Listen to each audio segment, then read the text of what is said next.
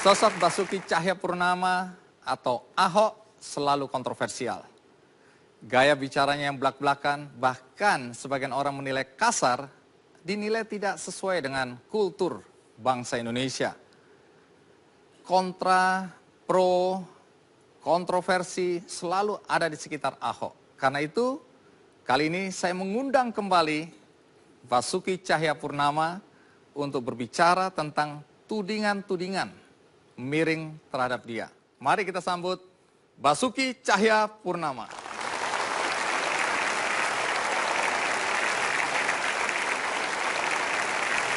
Ya, Pak Ahok, terima kasih untuk kesekian kalinya hadir di acara Kikendi. Silakan duduk. Baik, sampai hari ini Anda dianggap tokoh yang kontroversial. Bahkan surat kabar Harian Merdeka di halaman 1 dengan judul yang besar sekali menulis Ahok memang banyak musuh. Kesannya semua orang Anda ingin ajak berantem. Apa begitu ya? Sebetulnya bukan saya ngajak berantem, bukan. Oke. Namanya juga lagi jalan ketabrak mau gimana kan. Maksudnya ketabrak itu apa ya? Ya kalau kita lawan arus kan ya semua yang lewat melawanan arus ya ketabrak-tabrak kita terus ya kayak gitu aja. Siapa yang salah kalau satu orang melawan banyak arus? Tergantung, kalau kamu ikan salmon nggak salah.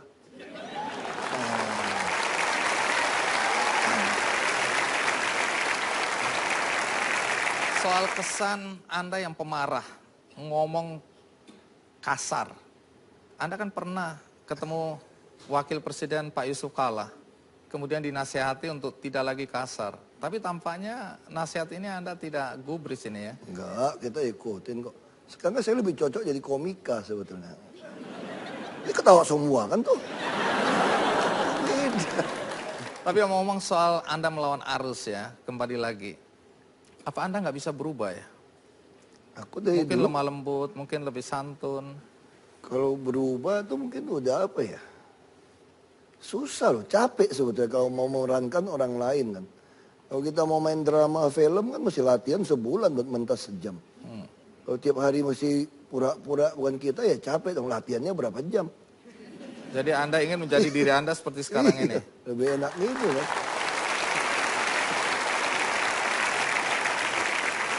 Sebagian orang memuji Anda, tapi banyak juga yang memaki-maki.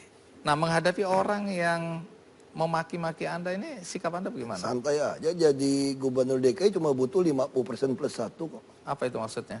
Ya nggak perlu 100% suka sama kita. 50% plus 1 jadi gubernur lagi. Ya santai-santai. Jadi presidennya cuma 50% plus 1, ngapain pusingin yang lain.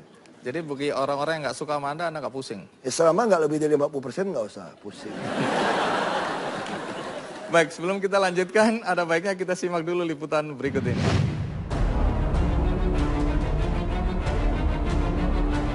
Salah baca situasi zaman, saya kasih tahu. Dan saya ngitung sampah sungai itu tidak pernah bersih semua sungai.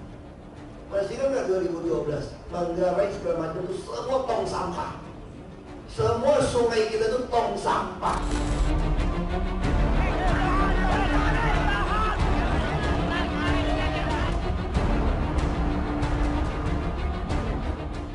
Jadi kalau sekarang ngancam kita nih, mogok. Sekarang kalau mogok, sikat habis sudah.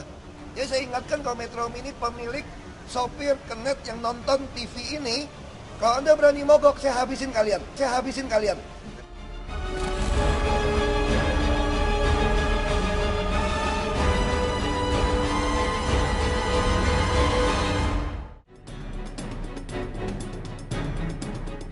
Gubernur DKI Jakarta, Basuki Cahayapurnama alias Ahok, terkenal sebagai sosok yang kontroversial.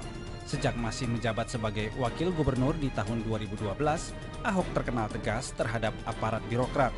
Pun setelah resmi dilantik menjadi gubernur pada 19 November 2014 oleh Presiden Joko Widodo, Ahok tidak mengubah gaya pemerintahannya yang tegas dan cenderung temperamental. Mau main kayak gini nggak bisa. Jadi saya mau tanya Pak Wali Kota, ini semua Pak Wali Kota yang pengen apa bukan orang-orang yang pengen? Tidak jarang, keputusan-keputusan yang diambil Ahok dianggap tidak berpihak pada rakyat kecil dan menyalahi hak asasi manusia, seperti penggusuran warga kampung pulau dan penegasan pelarangan beroperasinya beca. Ahok pun tidak segan untuk memberhentikan pegawai pemerintahan yang dinilai kurang baik dalam menjalankan tugas. Kontroversi Ahok seolah tak kunjung usai. Pada Agustus 2015, Ahok dilaporkan ke KPK terkait jual beli tanah untuk pelebaran rumah sakit Sumber Waras. Ahok dituding merugikan negara ratusan juta rupiah. Ahok juga dituntut 100 miliar rupiah oleh Yusri, seorang ibu rumah tangga yang diteriaki maling uang anggaran pemerintah saat mengadukan persoalan kartu Jakarta Pintar. Ibu maling, saya mau jujur, ibu maling, nggak boleh, catat namanya, saya catat semua. Melihat sikap Ahok yang kerap temperamental, Wakil Presiden Yusuf Kala bahkan angkat bicara agar Ahok menjaga sikap dan bicaranya di depan publik. Inilah Ahok dan kontroversinya, pemimpin yang dipuja dan dihujat di waktu yang sama oleh masyarakatnya.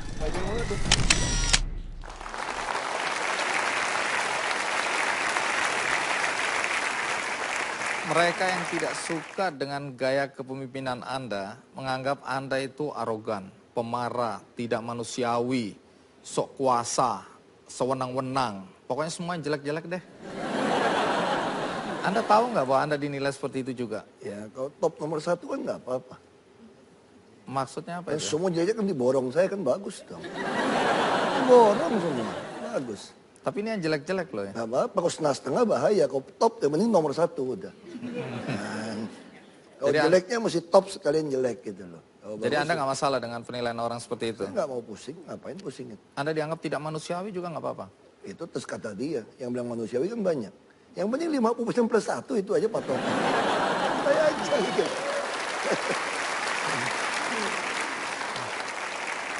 Sebagian orang Tionghoa, juga termasuk para pengusaha, itu khawatir dengan gaya Anda seperti ini. Mereka takut antipati terhadap etnis Tionghoa akan berdampak pada mereka juga. Ini gara-gara Ahok kita semua bisa dimusuhin orang nih. Nah, bagaimana tanggapan Anda terhadap ketakutan mereka karena sikap dan gaya Anda? Tionghoa mana dulu? Tionghoa yang izinnya gue larang kali. Kalau Tionghoa yang lain biasa-biasa aja.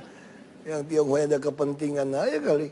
Tapi banyak orang minta tolong saya sampaikan ke Pak Ahok. Ini kita semua panik ini gara-gara Ahok teriak-teriak tiap hari. Dikira semua orang Cina kayak kita ini. Ah, itu mungkin pengusaha yang agak nggak bener itu si temannya. Temannya gitu.